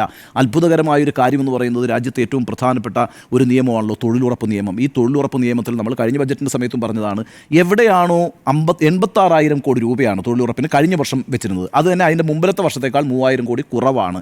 ഇവിടെ ഇപ്പോൾ എന്താ, ഇപ്പോഴും 86,000 കോടി രൂപ തന്നെയാണ് വെച്ചിരിക്കുന്നത് എന്നുള്ളതാണ്. അപ്പോൾ അവിടെയൊക്കെ ആളുകളെ ശാക്തീകരിക്കണോ ഇല്ലയോ എന്നുള്ള പ്രശ്നത്തിനകത്ത് എങ്ങനെ ആരെ ശാക്തീകരിക്കുന്നുള്ള നമുക്ക് ഗംഭീരമായ വേറൊരു പ്രോജക്റ്റ് ഉണ്ട് കേട്ടോ. ഇതിനകത്ത് ഈ പറഞ്ഞ പുതിയൊരു ഉഡാൻ പ്രോജക്റ്റ് ഉണ്ടാക്കിയിട്ടുണ്ട്. എന്താ പറയുക, കൂടുതൽ എയർപോർട്ടുകൾ ഉണ്ടാക്കുക എന്നുള്ളതാണ്. 120ഓളം ചെറുകിട വിമാനത്താവളങ്ങൾ ഉണ്ടാക്കി കണക്ടിവിറ്റി വർദ്ധിപ്പിക്കുന്നതാണ് പറയുന്നത്. ഈ പറയുന്ന രാജ്യത്തെ ഏറ്റവും പ്രധാനപ്പെട്ട എല്ലാ വിമാനത്താവളങ്ങളും പോർട്ടുകളും കൈകാര്യം ചെയ്യുന്ന ആരാണ്? അദാനിയാണ് എന്നുള്ളതാണ്. അപ്പോൾ ഇത്തരത്തിൽ കോർപ്പറേറ്റ് വിഭാഗങ്ങൾക്ക് വേണ്ടിയിട്ട് പല പദ്ധതികൾ പ്രഖ്യാപിക്കുക. കാർഷിക മേഖലയിൽ ഏറ്റവും വിഷമകരമായിട്ടുള്ളൊരു കാര്യം എന്ന് വെച്ചാൽ ഈ വളം സബ്സിഡിയുടെ തുക എടുത്ത് കുറച്ചിട്ടുണ്ട്. അതുപോലെ തന്നെ വിള ഇൻഷുറൻസിൻ്റെ 3,600 കോടി രൂപയാണ് കഴിഞ്ഞ ബജറ്റുമായിട്ട് താരതമ്യം ചെയ്യുമ്പോൾ വിള ഇൻഷുറൻസിന് കുറവ് വന്നിരിക്കുന്നത്, നീക്കിയിരിപ്പിൽ കുറവ് വന്നിരിക്കുന്നത്. അതാണ് ഞാൻ പറഞ്ഞത്, കർഷകരെ അഭിസംബോധന ചെയ്യാത്ത, ഗ്രാമീണ മേഖലയെ അഭിസംബോധന ചെയ്യാത്ത, ആ രീതിയിൽ ചെറുകിട വ്യവസായങ്ങളെ അഭിസംബോധന ചെയ്യാത്ത ഒരു ബജറ്റ് തന്നെയാണ് അവതരിപ്പിച്ചിരിക്കുന്നത്. പക്ഷേ ഈ ബജറ്റിൽ ഈ പറയുന്ന ആദായ നികുതിയിൽ ഉണ്ടാക്കിയിരിക്കുന്ന ഇളവെന്ന് പറയുന്നത് ഈ ബജറ്റിന് ഒരു ജനപ്രിയമായ ബജറ്റാക്കിയിരിക്കുന്നു എന്നുള്ള മട്ടിൽ ചർച്ചകൾ നടക്കുന്നു. അത് യഥാർത്ഥത്തിൽ അതിൻ്റെ ഗുണഭോക്താക്കൾ കേവലം 8 കോടി മനുഷ്യർ മാത്രമാണ്. ആ 140 കോടി ജനങ്ങളെ ഒന്നിച്ച് ശാക്തീകരിക്കാൻ കഴിയുന്ന ഒരു ഫിനാൻഷ്യൽ പോളിസി ഈ ബജറ്റ് ലാക്ക് ചെയ്യുന്നുണ്ട് എന്ന് തന്നെയാണ് എൻ്റെ അഭിപ്രായം. നമുക്ക് ഇടവേളയ്ക്ക് മുമ്പ് ബജറ്റിൻ്റെ നമുക്ക് 2 ഭാഗമായിട്ട് ഈ ചർച്ച കൊണ്ടുപോകാം. ആദ്യഘട്ടത്തിൽ നമ്മൾ ഈ ബജറ്റിനെ ഒരു പൊതുവായിട്ടുള്ള വിലയിരുത്തലാണ്. അതിനുശേഷം കേരളമടക്കം നമ്മുടെ സംസ്ഥാനം ആവശ്യപ്പെട്ടതിനോട് എങ്ങനെയാണ് ഈ ബജറ്റ് മുഖം തിരിച്ചത് എന്നുള്ളതിനെക്കുറിച്ചും നമുക്ക് ചർച്ച ചെയ്യേണ്ടതുണ്ട്. ആദ്യഘട്ടത്തിൽ പൊതുവെയുള്ള വിലയിരുത്തൽ ബജറ്റിനെ ഞാൻ കാണുന്നത് അതൊരു വോട്ട്ഖാന ബജറ്റ് എന്നുള്ളതാണ്. വോട്ട്ഖാന ബജറ്റ് എന്ന് പറയുമ്പോൾ തന്നെ അതൊരു കൺകെട്ട് വിദ്യ നിർമ്മലാ സീതാരാമൻ എന്ന ധനമന്ത്രി ഈ ബജറ്റിലൂടെ പ്രയോഗിച്ചിട്ടുണ്ട്. നേരത്തെ സൂചിപ്പിച്ച പൊടിക്കൈ എന്ന വാക്ക് ഞാൻ കടമെടുക്കുന്നു. നമ്മൾ സാധാരണ ലോജിക്കൽ ഫാലിസിൽ റെഡ് ഹെറിംഗ് എന്ന് പറയും. റെഡ് ഹെറിംഗ് എന്ന് പറഞ്ഞാൽ നമ്മളുടെ പെട്ടെന്ന് ചർച്ച ചെയ്തുകൊണ്ടിരിക്കുന്ന വിഷയത്തിൽ നിന്ന് ശ്രദ്ധ കേന്ദ്രീകരിക്കാൻ വേണ്ടി കുറച്ചുകൂടി അപ്രധാനമായൊരു വിഷയം മുന്നിലേക്ക് വെച്ചുകൊണ്ട് അതിനെ ശ്രദ്ധ തിരിക്കുകയാണ്. ഈ ബജറ്റ് മുഴുവൻ ഇന്ന് രാജ്യം ചർച്ച ചെയ്യുന്നത് മിഡിൽ ക്ലാസിൻ്റെ പേരാണ്. പക്ഷേ നിങ്ങൾ ഈ മിഡിൽ ക്ലാസ് ആരാണെന്ന് ആലോചിച്ചിട്ടുണ്ടോ? മിഡിൽ ക്ലാസ്സിനെ കുറിച്ചൊരു ഡെഫിനേഷൻ നമ്മുടെ രാജ്യത്തുണ്ടോ? മിഡിൽ ക്ലാസ്സിനെ കുറിച്ച് വ്യത്യസ്ത കാഴ്ചപ്പാടുകളാണ് വ്യത്യസ്ത പഠന ഗവേഷണ സ്ഥാപനങ്ങൾക്കുള്ളത്. നോക്കൂ, അഭിജിത് ബാനർജി എസ്തർ ഡെഫ്ലോ ഈ മിഡിൽ ക്ലാസ്സിനെ ഡിഫൈൻ ചെയ്തത് 58,000 രൂപ മുതൽ 2,09,000 രൂപ വരെ ഒരു വർഷം വരുമാനം ലഭിക്കുന്ന ആൾക്കാരെയാണ്. നിലവിൽ ഇവരെയാണ് അഭിജിത് ബാനർജി എന്ന നമ്മുടെ നോബൽ ലോറേറ്റ് നമ്മളോട് പറയുന്നത്. ഇതാണ് മിഡിൽ ക്ലാസിൻ്റെ കണക്കെങ്കിൽ ഇന്ത്യയിൽ ഇതിനകം തന്നെ അവർക്ക് ടാക്സ് എക്സംഷൻ ഉണ്ട്. കാര്യം 3 ലക്ഷം വരെ ടാക്സ് ഇളവാണ്. അപ്പോൾ അഭിജിത് ബാനർജിയുടെ ഡെഫിനിഷനിൽ പെടുന്ന മിഡിൽ ക്ലാസ്സിന് വേണ്ടിയല്ല. ഇനി പ്രൈസ് എന്ന് പറയുന്ന മറ്റൊരു ഏജൻസി മിഡിൽ ക്ലാസ്സിനെ ഡിഫൈൻ ചെയ്യുന്നുണ്ട്. അതാകട്ടെ ഹൗസ് ഹോൾഡിനെ ഡിഫൈൻ ചെയ്തിരിക്കുന്നത് 5 ലക്ഷം മുതൽ 10 ലക്ഷം വരെ വരുമാനം കിട്ടുന്ന ഹൗസ് ഹോൾഡുകളെയാണ് അതിൽ ഉൾപ്പെടുത്തിയിരിക്കുന്നത്. അവർക്ക് വേണ്ടിയാണോ നിലവിൽ ഈ ടാക്സിൽ ഉൾപ്പെടുത്തിയിരിക്കുന്നത്? ഞാൻ പ്രിയപ്പെട്ട പ്രേക്ഷകരോട് ഒരു കണക്ക് പറയാം. ഇന്ത്യ രാജ്യത്ത് നമ്മളുടെ കോർപ്പറേറ്റ് ടാക്സ് എക്സംപ്റ്റ് ചെയ്തിരിക്കുന്നത് എത്രയാണെന്ന് അറിയാമോ? 1,09,000 കോടി രൂപയാണ് സർക്കാർ കോർപ്പറേറ്റ് ടാക്സ് എക്സംഷൻ ഉണ്ടാക്കിയിരിക്കുന്നത്. ഇനി പൊതുമേഖലാ ബാങ്കുകൾ എഴുതിത്തള്ളിയിരിക്കുന്ന ബാങ്ക് വായ്പകൾ, കോർപ്പറേറ്റ് ബാങ്ക് വായ്പകൾ എത്രയാണെന്ന് അറിയാമോ? അത് 2,08,000 കോടി രൂപ വരും. എന്നാൽ ഈ ബജറ്റിൽ കാർഷിക മേഖലയെ ഒരു ഇൻവെർഗേറ്റ് ചെയ്യുന്നതിന് അല്ലെങ്കിൽ റീജുവനേറ്റ് ചെയ്യുന്നതിന്, പുനരുജ്ജീവിപ്പിക്കുന്നതിന് വേണ്ടി എന്തുണ്ട് എന്നതാണ് ഏറ്റവും പ്രധാനപ്പെട്ട ചോദ്യം. അതായത് 2,08,000 കോടി രൂപ വിവിധ കോർപ്പറേറ്റുകളുടെ വായ്പകൾ എഴുതിത്തള്ളാൻ പൊതുമേഖലാ ബാങ്കുകൾക്ക് നിർദ്ദേശം കൊടുക്കുന്ന 1,09,000 കോടി രൂപ വിവിധ കോർപ്പറേറ്റ് ടാക്സ് എക്സംഷൻ നൽകുന്ന സർക്കാർ നമ്മുടെ GDP-യുടെ 16% വരുന്ന കാർഷിക മേഖലയെ 46%-ലധികം വരുന്ന പോപ്പുലേഷൻ നേരിട്ട് ബന്ധപ്പെട്ടുകൊണ്ടിരിക്കുന്ന കൃഷി അനുബന്ധ മേഖലകളിൽ ഏർപ്പെട്ടിരിക്കുന്ന മനുഷ്യർക്ക് എന്തിളവും പ്രോത്സാഹനവും നൽകുന്നു എന്നുള്ളതാണ് ഏറ്റവും പ്രധാനപ്പെട്ട കാര്യം. വളരെ നാമമാത്രമായ പ്രഖ്യാപനങ്ങൾ മാത്രമാണ് കൃഷിക്കാർക്ക് ഒരുക്കിയിരിക്കുന്നത്. അവിടെയാണ് മിനിമം സപ്പോർട്ട് പ്രൈസ് എന്ന് രാജ്യം ഇന്ന് ചർച്ച ചെയ്തുകൊണ്ടിരിക്കുന്ന കാർഷിക പ്രശ്നത്തെ അഭിസംബോധന ചെയ്യുന്നതിന് കഴിഞ്ഞിട്ടില്ല. നോക്കൂ, ഈ ബജറ്റ് പ്രഖ്യാപിക്കുന്ന സമയത്ത് നിർമ്മലാ സീതാരാമൻ 6 പ്രധാനപ്പെട്ട മേഖലകൾ എന്ന് പറയുന്നുണ്ടല്ലോ. ആ 6 മേഖലകൾ ഏതൊക്കെയാണ്? ടാക്സേഷൻ വലിയ റിഫോം കൊണ്ടുവരാൻ പോകുന്നു, വലിയ റിഫോം കൊണ്ടുവന്നു. അർബൻ ഡെവലപ്മെൻറ്റ് കൊണ്ടുവരാൻ പോകുന്നു. മൈനിങ്ങിൽ, ഫിനാൻഷ്യൽ സെക്ടറിൽ, പവറിൽ, റെഗുലേറ്ററി ഫ്രെയിംവർക്കിൽ ഒക്കെ മാറ്റങ്ങൾ കൊണ്ടുവരാൻ പോകുന്നു. ഇവിടെ നമ്മൾ കാണാത്തൊരു വിഭാഗമാണ് ഞാൻ നേരത്തെ സൂചിപ്പിച്ച 46% വരുന്ന GDP-യുടെ 16% സംഭാവന നൽകുന്ന കൃഷിക്കാരെ കുറിച്ച് ഈ ബജറ്റ് ഒരു പ്രധാന ഫോക്കസ് ഏരിയ അല്ല. അത് നിർമ്മലാ സീതാരാമൻ തന്നെ സമ്മതിക്കുന്നു. ഈ ബജറ്റിൻ്റെ ഫോക്കസ് ഏരിയ കൃഷിക്കാരല്ല. ഈ 6 മേഖലകളിൽ ഒരിടത്തും കൃഷിക്കാരുടെ ഭാഗം വരുന്നില്ല. അപ്പോൾ അതാണ് ചോദ്യം. അപ്പോൾ ഈ ടാക്സ് ലാബിൻ്റെ ഒരു വലിയ ചർച്ച ഉയർത്തിക്കൊണ്ടുവരികയും ഈ ബജറ്റിൻ്റെ മുഴുവൻ ഫോക്കസും മിഡിൽ ക്ലാസ്സിലേക്ക് കൊണ്ടുവരികയും അങ്ങനൊരു യൂഫോറിയ അഥവാ ഒരു മനസ്വസ്ഥ്യം സൃഷ്ടിക്കുകയും ചെയ്യുക. അതാർക്കു വേണ്ടിയാണ് എന്നുള്ളതാണ് ചോദ്യം. അവിടെയാണ് ദില്ലിയിലെ തെരഞ്ഞെടുപ്പ് നമ്മുടെ മുന്നിലുള്ളത്. ദില്ലിയിൽ 33 ലക്ഷം ടാക്സ് പേയ്ഡ് ആയിട്ടുള്ള ഗവൺമെൻറ് എംപ്ലോയീസ് ഉണ്ട്. 33 ലക്ഷമാണ് ഡൽഹിയിൽ. ഒരുപക്ഷേ ഇന്ത്യയിൽ തന്നെ ഏറ്റവും കൂടുതൽ ടാക്സ് കൊടുക്കുന്ന സാലറി എംപ്ലോയീസ് ഏറ്റവും കൂടുതലുള്ള സംസ്ഥാനങ്ങളിൽ ഒന്ന് ദില്ലിയാണ്. ദില്ലി നഗരത്തിൽ ആ ദില്ലി നഗരത്തിൽ മൊത്തം കണക്ക് കൂട്ടി നോക്കിയാൽ 67% ടാക്സ് പേയേഴ്സ് ആയിട്ടുള്ള സാലറി എംപ്ലോയ്ഡ് പോപ്പുലേഷൻ ദില്ലിയിലുണ്ട്. അഥവാ ദില്ലിയിലെ മിഡിൽ ക്ലാസ് എന്ന് പറയുന്നത് ഇന്ത്യയിലെ മറ്റു സംസ്ഥാനങ്ങളെ അപേക്ഷിച്ച് കൂടുതലാണ് എന്നുള്ളതാണ് കണക്കുകൾ പറയുന്നത്. 67% ആണ്. 67% ദില്ലിയിലെ കുടുംബങ്ങൾ മിഡിൽ ക്ലാസ് കാറ്റഗറിയിൽപ്പെട്ടവരാണ്. അപ്പോൾ ഈ മിഡിൽ ക്ലാസ് എന്ന് പറഞ്ഞ് മുന്നോട്ട് വെച്ചിരിക്കുന്ന ഈ ടാക്സിലെ സ്ലാബിലെ റിഫോം ആർക്കു വേണ്ടിയാണ് എന്നുള്ളതാണ് ഒരു പ്രധാനപ്പെട്ട ചോദ്യം. അത് നേരത്തെ സൂചിപ്പിച്ചതുപോലെ കേവലം ഇനി ടാക്സ് കൊടുക്കുന്നവരുടെ എണ്ണം മൊത്തത്തിൽ ഇന്ത്യ ഒന്ന് എടുത്ത് നോക്കിയാലോ, ഏറ്റവും ഒടുവിലുള്ള കണക്ക് പ്രകാരം 8,60,00,000 ടാക്സ് കൃത്യമായിട്ട് കൊടുക്കുന്നതിൽ. അതിൽ തന്നെ ടാക്സ് കോർപ്പറേറ്റ് ടാക്സുകളും ടാക്സും അങ്ങോട്ട് ഗവൺമെൻറ്റിന് അടയ്ക്കുന്നവരുടെ എണ്ണം നോക്കൂ. എല്ലാ ഇൻകം ടാക്സ് റിട്ടേൺ ഫയൽ ചെയ്യുന്നവരും ടാക്സ് അടയ്ക്കുന്നില്ല കേട്ടോ. IT റിട്ടേൺ 3 ലക്ഷത്തിന് മുകളിൽ ഈ പറയുന്ന 7 ലക്ഷം വരെ വരുമാനമുള്ളവരെ ടാക്സിൽ നിന്ന് എക്സംപ്റ്റ് ചെയ്തിട്ടുണ്ട്. 7,01,000 എനിക്കൊന്നു 7,50,000 മുകളിൽ നിങ്ങളുടെ വരുമാനം വരുന്നെങ്കിൽ മാത്രമേ നിങ്ങൾ ടാക്സ് അടയ്ക്കേണ്ടതുള്ളൂ. പക്ഷേ നിങ്ങൾ സാലറീഡ് എംപ്ലോയിഡ് ആണെങ്കിൽ നിങ്ങൾ ITR ഫയൽ ചെയ്യണം. അപ്പോൾ ടാക്സ് റിട്ടേൺ ഫയൽ ചെയ്യുന്ന മുഴുവൻ ആളുകളെ നമുക്ക് കണക്കിലെടുക്കാൻ പറ്റില്ല. അതിൽ തന്നെ ആർക്കാണ് ബെനിഫിറ്റ് ഉണ്ടാവാൻ പോകുന്നത്? അതിൽ തന്നെ ടാക്സ് അടയ്ക്കുന്ന വിഭാഗം എന്ന് പറയുന്നത് കേവലം 2 കോടിയാണ്. 8,30,00,000 ആളുകൾ ഇന്ത്യയിൽ salary class tax return file ചെയ്യുന്ന സാലറി ക്ലാസ് ഉണ്ട്. അതിൽ കോർപ്പറേറ്റ് ടാക്സ് അടക്കം അടക്കുന്നവരുടെ എണ്ണം നോക്കിക്കഴിഞ്ഞാൽ അത് 2-2.5 കോടിയിൽ താഴെ മാത്രമാണ്. ഇതിൻ്റെ ആനുകൂല്യം കിട്ടാൻ പോകുന്നത് അവിടെയാണ് എന്നുള്ളതാണ്. ആ ആനുകൂല്യം ആർക്ക് വേണ്ടി എന്നുള്ളതാണ് ചോദ്യം. അത് നേരത്തെ ഇവിടെ സൂചിപ്പിച്ചതുപോലെ അതൊരു വലിയ കോർപ്പറേറ്റ് ഡിമാൻഡാണ്. കെട്ടിക്കിടക്കുന്ന ഉൽപ്പന്നങ്ങൾ വിറ്റഴിക്കാൻ ഉപഭോഗത്തെ വർദ്ധിപ്പിക്കേണ്ടതുണ്ട്. കൺസംഷൻ ഉയർത്തുക, അതിന് പബ്ലിക് സ്പെൻഡിങ് ഉയർത്തണം. അങ്ങനെ സ്പെൻഡിങ് ഉയർത്തണം എന്നുണ്ടെങ്കിൽ സ്വാഭാവികമായും ഇളവുകൾ കൊടുക്കണം, പർച്ചേസിംഗ് പവർ ഉണ്ടാവണം. ആ പർച്ചേസിംഗ് പവറിന് വേണ്ടി ആളുകൾ ആളുകളിലേക്ക് പോക്കറ്റിലേക്ക് പണം എത്തിക്കണം. അങ്ങനെയാണ് 12,70,000 രൂപ വരെ വരുമാനമുള്ളവർക്ക് ടാക്സ് കൊടുക്കേണ്ടതില്ല എന്ന നിഗമനത്തിലേക്ക് എത്തിച്ചേർന്നിരിക്കുന്നത്.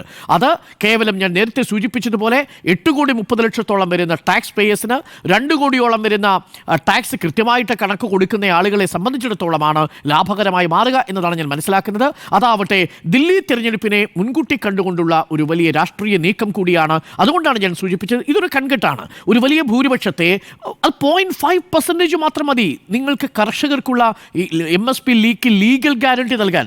0.5% ഓഫ് ദി GDP മതി. പക്ഷേ അത് ശ്രദ്ധിച്ചിട്ടേ ഇല്ല എന്നുള്ളതാണ്. എന്നാൽ അതേസമയം തന്നെ ചില നാമമാത്രമായ പ്രഖ്യാപനങ്ങളുണ്ട്. ഇപ്പോൾ കിസാൻ ക്രെഡിറ്റ് കാർഡിൻ്റെ കാര്യത്തിൽ ഒരു വർധനമുണ്ടാക്കിയിട്ടുണ്ട്. 5 ലക്ഷം വരെ കിസാൻ ക്രെഡിറ്റ് കാർഡ് എടുക്കാം, 2 ലക്ഷം വരെ ഒരു കൊലാട്രൽ ബോണ്ടും അതിന് ആവശ്യമില്ല എന്നുള്ളത് സുത്യർഹമായ കാര്യമാണ്. ചില 100 ജില്ലകളെ കേന്ദ്രീകരിച്ചുകൊണ്ടുള്ള ഒരു പദ്ധതി കൊണ്ടുവരാൻ പോകുന്നു. അതേപോലെ ബീഹാറിൽ ഈ പറയുന്ന മഖാന എന്ന് പറയുന്നത് ഫോക്സ് സീഡാണ്. മഖാന ഞാനതിനെ സ്വാഗതം ചെയ്യുന്ന ഒരാളാണ്. കേരളത്തിൽ റബ്ബറിനെ അവഗണിക്കുമ്പോഴും ബീഹാറിലെ റബ്ബറാണ് മഖാന. കാരണം കേരളത്തിൽ അത് റബ്ബറാണ് ഏറ്റവും വലിയ കാർഷിക കുറപ്പെങ്കിൽ ബീഹാറിൽ ഇത് മഖാനയാണ്, അഥവാ ഫോക്സ് സീഡ് അഥവാ താമര സീഡുകൾ.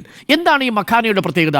ലോകത്തെ ഏറ്റവും കൂടുതൽ മഖാന സീഡ് എക്സ്പോർട്ട് ചെയ്യുന്ന സംസ്ഥാനം ബീഹാറാണ്. 90% ആണ്. ബീഹാറിലെ മാത്രം ഒരു ക്വാളിറ്റി ഫോക്സ് സീഡാണ്. അതായത് മധുബനി മേഖലയിൽ, പൂർവാഞ്ചൽ മേഖലയിൽ, അതേപോലെ മധ്യമേഖലയിൽ, സീമാഞ്ചൽ മേഖലയിലൊക്കെ വിളയുന്ന ഈ താമര സീഡിന് വലിയ ക്വാളിറ്റി ഉണ്ട്. പ്രോട്ടീൻ കണ്ടന്റ് കൂടുതലാണ്, മഗ്നീഷ്യത്തിൻ്റെ കണ്ടന്റ് കൂടുതലാണ്, കാൽസ്യത്തിൻ്റെ കണ്ടന്റ് കൂടുതലാണ്. അതുകൊണ്ട് അവിടെ വരുന്ന ഒരു 400,000-ലധികം വരുന്ന അവിടുത്തെ കർഷകരെ സംബന്ധിച്ച് അവിടെ ഒട്ടേറെ പ്രശ്നങ്ങൾ ഈ മഖാന കർഷകർ നേരിടുന്നുണ്ട്. അപ്പോൾ ഒരു മഖാന ബോർഡ് അവിടെ രൂപീകരിക്കുന്നു. ലോകത്തെ ഏറ്റവും കൂടുതൽ ഡിമാൻഡുള്ള ഒരു പ്രൊഡക്റ്റ് ആയിട്ടുള്ള മഖാന ക്ക് വേണ്ടിയിട്ട് പ്രത്യേക താല്പര്യം കൊണ്ടുവരുന്നു എന്നുള്ളത് പ്രധാനപ്പെട്ട കാര്യമാണ്. പക്ഷേ അതിനും അപ്പുറത്തേക്ക് ഇന്ത്യയിൽ കർഷകരുണ്ട്. അവരുടെ MSPക്ക് ലീഗൽ ഗ്യാരണ്ടി നൽകണം. അതിന് 0.5% ഓഫ് ദി GDP മതി. അത് സർക്കാർ പരിഗണിക്കുന്നില്ല. അതേസമയം കോർപ്പറേറ്റ് ഡിമാൻഡ് എന്ന് പറയുന്നത് അവരുടെ ഉൽപ്പന്നങ്ങൾ വിറ്റഴിക്കണം. അതിനുവേണ്ടി പർച്ചേസിംഗ് പവർ കൂട്ടണം. ആ പർച്ചേസിംഗ് പവർ കൂട്ടാൻ വേണ്ടി ഈ പറയുന്ന 12,70,000 രൂപ വരെ വാർഷിക വരുമാനമുള്ളവരെ ടാക്സിൻ്റെ പരിധിയിൽ നിന്ന് ഒഴിവാക്കുന്നു. ഇതാണ് യഥാർത്ഥത്തിൽ പ്രത്യക്ഷത്തിൽ നടന്നുകൊണ്ടിരിക്കുന്നത്. അതുകൊണ്ടാണ് ഞാൻ പറഞ്ഞത് ഇതൊരു റെഡ് ഹെറിംഗ് ഫാലസിയാണ്. ഇതൊരു കൺകെട്ട് വിദ്യയാണ് യഥാർത്ഥത്തിൽ നിർമ്മലാ സീതാരാമൻ പ്രയോഗിച്ചിരിക്കുന്നത് എന്നതാണ്. അത് കർഷകരെ സംബന്ധിച്ച് വളരെ നിരാശാജനകമായ ഒരു ബജറ്റാണ്. ഇതിനകത്ത് ഒരു കാര്യമുള്ളത്, ഈ നിർമ്മലാ സീതാരാമൻ പറയുന്നത് 1 ലക്ഷം കോടിയുടെ നഷ്ടമുണ്ടാകും. അതാണ് ഈ പറയുന്ന 2 കോടി മനുഷ്യർക്ക് വേണ്ടി. അതെ, പക്ഷേ അടുത്ത പ്രശ്നം എന്താ? പക്ഷെ നിങ്ങളുടെ പർച്ചേസിംഗ് കപ്പാസിറ്റി വർദ്ധിക്കുമ്പോൾ സ്വാഭാവികമായിട്ട് ഈ പൈസ വീണ്ടും മാർക്കറ്റിലേക്ക് വരും. ആ മാർക്കറ്റിൽ നിന്ന് തിരിച്ച് വീണ്ടും ഗവൺമെന്റിലേക്ക് തന്നെയാണ് വരിക. ഒരു ലോങ് ടേമിൽ അങ്ങനെ തന്നെയാണ്. മാത്രമല്ല ഇന്ത്യയിലെ ഭൂരിപക്ഷം ആളുകളെയും ബാധിക്കുന്നത് ഇൻകം ടാക്സ് അല്ല, ഡയറക്ട് ടാക്സ് അല്ല, GST ആണ്. ആ GSTയുടെ കാര്യത്തിൽ വലിയ വിപ്ലവകരമായ മാറ്റം ഉണ്ടായിട്ടില്ല. ടാക്സ് സ്ലാബിൽ ആകെ വ്യത്യാസം ഉണ്ടായിരിക്കും ഇൻകം ടാക്സിലാണ്. ഉപ്പ് മുതൽ കർപ്പൂരം വരെ വാങ്ങുന്ന സാധാരണക്കാരന്റെ ജീവിതത്തെ ബാധിക്കുന്നതാണ് GST. ആ GSTയിൽ ആരോഗ്യകരമായ മാറ്റങ്ങൾ ഉണ്ടാക്കുമ്പോഴാണ് അതിൻ്റെ ഈ ധനശാസ്ത്രപരമായിട്ടുള്ള കഴിവ് നമുക്ക് അവിടെ തെളിയിക്കാൻ കഴിയുക. അവിടെ തൊട്ടിട്ടില്ല എന്നുള്ളതാണ് ഇതിലെ ഏറ്റവും കൗതുകകരമായ കാര്യം. അതുകൊണ്ട് വളരെ എളുപ്പത്തിൽ ചെയ്യാൻ കഴിയുന്ന ടാക്സ് സ്ലാബ് ഉയർത്തുക, പർച്ചേസിംഗ് പവർ കൂട്ടുക, കോർപ്പറേറ്റുകളുടെ ഡിമാൻഡ് അംഗീകരിക്കുക. അതിനുവേണ്ടി 1 ലക്ഷം കോടി ഞങ്ങളിതാ വേണ്ടെന്ന് വെക്കുന്നു എന്ന് സർക്കാർ പറയുക. ഇത് GST ആയി സർക്കാരിന് ലഭിക്കും. ഇൻകം ടാക്സിൽ ഒഴിവാക്കുന്ന 1 ലക്ഷം കോടി GST ആയിട്ട് സർക്കാരിലേക്ക് തിരികെ വരേണ്ടതാണ്. അത് ഇന്ത്യയിൽ നിന്ന് തന്നെ നിങ്ങൾ പർച്ചേസിൽ നിന്ന് എടുക്കുകയാണെങ്കിൽ. അപ്പോൾ ഇത് ആ അർത്ഥത്തിൽ ഒരു കൺകെട്ടാണ് എന്നുള്ളതാണ് എൻ്റെ അഭിപ്രായം. നമുക്കൊരു ഇടവേളയ്ക്ക് പോകാം. പ്രഖ്യാപനങ്ങൾ മാത്രമാണ് അതിലെ ഏറ്റവും പ്രധാനമായി നിർമ്മലാ സീതാരാമൻ കൊണ്ടുവന്നിരിക്കുന്നത് എന്നുള്ളതാണ്. നേരത്തെ പറഞ്ഞ കാര്യങ്ങൾ തന്നെയാണ്. ഈ ആദായ നികുതി പരിധി കുത്തനെ ഉയർത്തി മധ്യവർഗത്തെ കയ്യിലെടുക്കുന്നു എന്ന് പറയുമ്പോൾ അത് ഡൽഹി ലക്ഷ്യമിട്ടാണ്. ഡൽഹി തെരഞ്ഞെടുപ്പ് അടുത്തതിനാൽ ഡൽഹിയുമായി ബന്ധപ്പെട്ട പ്രഖ്യാപനങ്ങൾ പാടില്ല എന്ന് തെരഞ്ഞെടുപ്പ് കമ്മീഷൻ വളരെ കർക്കശമായി തന്നെ പറഞ്ഞിരുന്നു. അപ്പോൾ അതുകൊണ്ട് ഡൽഹി എന്ന എവിടെയും ഉച്ചരിക്കാതെ ഡൽഹിക്ക് വേണ്ടി ഡൽഹിയിലെ വോട്ടർമാർ, നേരത്തെ കണക്ക് പറഞ്ഞല്ലോ 33 ലക്ഷം വരുന്നു മധ്യവർഗം, അപ്പോൾ അവരുടെ വോട്ട് കിട്ടുക എന്ന ലക്ഷ്യം തന്നെയാണ് ഇതിൽ പ്രധാനമായിട്ടും ഉണ്ടായിട്ടുള്ളത് എന്നുള്ളതാണ്. പിന്നെ ഈ ബീഹാറിലേക്ക് വരുമ്പോൾ ബീഹാറുമായി ബന്ധപ്പെട്ടുള്ള പ്രഖ്യാപനങ്ങളും ഇത്രയധികം പ്രഖ്യാപനങ്ങൾ, ഇപ്പോൾ ഈ മഖാന എത്രത്തോളം പ്രാധാന്യമുള്ളതാണെന്നൊക്കെ നിങ്ങൾ പറയുന്നുണ്ട്. പക്ഷേ മഖാന കർഷകരല്ല രാജ്യത്ത് സമരം ചെയ്യുന്നത്. ഇവിടെ നെൽകർഷകരാണ് ഇവിടെ സമരം ചെയ്തുകൊണ്ടിരിക്കുന്നത്. അപ്പോൾ അവരുടെ ആവശ്യങ്ങൾ പരിഗണിക്കാതെ, അവരുടെ കടം എഴുതി തള്ളാതെ, അവർ മുന്നോട്ട് വെച്ച ആവശ്യങ്ങൾ പരിഗണിക്കാതെയുള്ള പ്രഖ്യാപനങ്ങൾ ഉണ്ടായിരിക്കുന്നു. ബീഹാറിന് നേരത്തെ 8 തവണയെങ്കിലും ഈ ബജറ്റ് പ്രഖ്യാപനത്തിൽ ബീഹാർ എന്ന ധനമന്ത്രി എടുത്തു പറയുകയാണ്. ഇത് എപ്പോഴും ഒരു സന്ദേശം, ഈ അവരുടെ രാഷ്ട്രീയം സന്ദേശം കൃത്യമായി ഈ ബജറ്റ് പ്രഖ്യാപനങ്ങളിൽ ഉണ്ടാകും എന്നുള്ളതാണ്. ആ സന്ദേശം കൃത്യമായി തന്നെ ഇതിൽ കൃത്യമായി മനസ്സിലാക്കാനാകുന്നു എന്നുള്ളതാണ്. ഇപ്പോൾ കർഷകരുമായി ബന്ധപ്പെട്ട് വലിയ പ്രഖ്യാപനമായി പ്രധാനമായി തുടക്കത്തിൽ തന്നെ പറഞ്ഞത് PM ധൻധാന്യ കൃഷി യോജനയാണ്. അതിൽ സംസ്ഥാനങ്ങളുമായി ചേർന്നിട്ടുള്ള പദ്ധതിയാണ്. 1.72 കോടി കർഷകർക്ക് അതിൻ്റെ ഗുണം കിട്ടുമെന്ന് പറയുമ്പോൾ രാജ്യത്ത് 60% കർഷകരുണ്ട്. അതിൽ വെറും 1.72 കോടി കർഷകർക്ക് മാത്രമേ അതിൻ്റെ ഗുണം കിട്ടുന്നുള്ളൂ എന്നുകൂടിയുണ്ട്. അതിൽ 100 ജില്ലകളെ കേന്ദ്രീകരിച്ചാണ്, വിവിധ സംസ്ഥാനങ്ങളിലെ 100 ജില്ലകളെ കേന്ദ്രീകരിച്ച് എന്ന് പറയുമ്പോൾ അതിൽ നമ്മുടെ MP-മാർ പറയുന്നു അതിൽ നല്ലോണം തപ്പി നോക്കിയിട്ടും അതിലെവിടെയും കേരളത്തിലെ ജില്ലകൾ കാണുന്നില്ല, ജില്ലകളെ കാണുന്നില്ല എന്ന് പറഞ്ഞാൽ കേരളവുമായി ബന്ധപ്പെട്ട എവിടെയും പ്രഖ്യാപനങ്ങളില്ല. നമ്മൾ കണ്ടാണ് 14 ആവശ്യങ്ങൾ അങ്ങോട്ട് ഉന്നയിക്കുന്നു. നമ്മളൊരു 24,000 കോടിയുടെ പാക്കേജാണ് ആവശ്യപ്പെട്ടത്. പ്രത്യേകിച്ച് ചൂരൽമല മുണ്ടക്കയുമായി ബന്ധപ്പെട്ടുള്ള കാര്യങ്ങൾ ഇവിടെ നോക്കും. ഇവിടെ പ്രധാനമന്ത്രി ഇവിടെ വന്ന് കണ്ടുപോയതാണ്, കാര്യങ്ങൾ നോക്കിക്കണ്ടു പോവുകയും നമ്മൾ പലതവണ ആവശ്യപ്പെട്ടു. അതിനുശേഷമാണ് അതിനൊരു തീവ്ര ദുരന്തമായി തന്നെ അംഗീകരിക്കാൻ തയ്യാറായത്. എന്നിട്ടും അതിനുള്ള ധനസഹായം നൽകുന്നതിന് ഇനിയും 3 മാസം കാത്തു നിൽക്കാൻ പറഞ്ഞത് കഴിഞ്ഞ സെപ്റ്റംബറിലാണ്. എന്നിട്ടിപ്പോൾ ഇത്രയും മാസങ്ങളായിരിക്കുന്നു, ഇതുവരെ സഹായം നൽകിയിട്ടില്ല എന്ന് മാത്രമല്ല, ഇന്നിപ്പോൾ ഈ ബജറ്റ് പ്രഖ്യാപനത്തിന് ശേഷം ഇപ്പോൾ സഹമന്ത്രി ജോർജ് കുര്യൻ പറഞ്ഞിരിക്കുന്നത്, കേരളത്തിൽ നിന്ന് തന്നെയുള്ള സഹമന്ത്രി പറഞ്ഞിരിക്കുന്നത്, നിലവിൽ കിഴക്കൻ മേഖലയിലെ സംസ്ഥാനങ്ങളുടെ വികസനത്തിലാണ് ശ്രദ്ധ. പിന്നാക്കം നിൽക്കുന്ന സംസ്ഥാനങ്ങൾക്ക് സഹായം ആദ്യം നൽകും. കേരളം പിന്നാക്കമാണെന്ന് ആദ്യം പ്രഖ്യാപിക്കട്ടെ, അപ്പോൾ സഹായം കിട്ടുമെന്നുള്ളതാണ്.